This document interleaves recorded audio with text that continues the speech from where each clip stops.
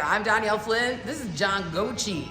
Yeah, John, your family owns US-12 here in beautiful Wayne, our city of the week.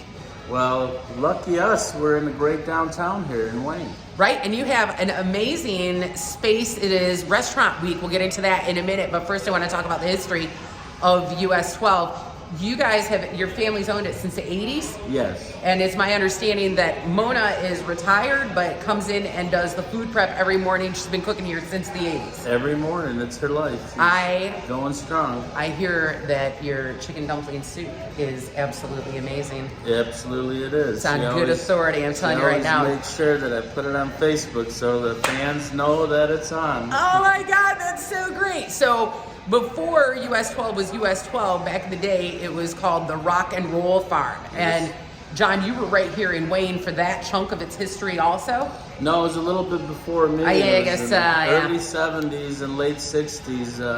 The Rock and Roll Farm was on the path to the advent of rock and roll music. Like, no joke, what he just joke. said, like amazing bands. John was telling me Aerosmith played here and nobody was here at the show. Nobody knew who they were. And actually we're standing in front of, I'm gonna back it up so you can see.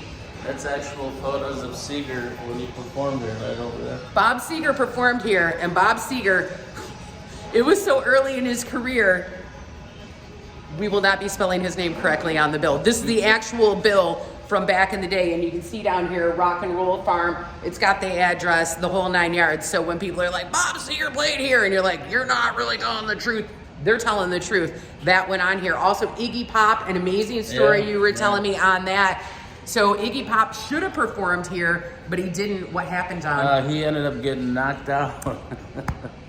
You know, that's Iggy. It's Iggy. Apparently, he immediately started making out with the girlfriend of the biggest guy in the bar, who was also a Scorpion. Yeah, is that right? Yeah, he was a Scorpion motorcycle club guy and knocked Iggy out. And then Iggy had a second show, because part of the reason why the Rock and Roll Farm got the shows that they did is because they had a partnership with Michigan Theater in downtown Detroit, which was owned by Leo Spears, which is Benny and the Jets' dad, and he rifled all these artists through here that had a show in Detroit. He owned one of the largest venues, so he was able to bring in artists before and after their gig there, and that's how we got to where we got. Can you believe this amazing piece of Michigan history? I absolutely love this.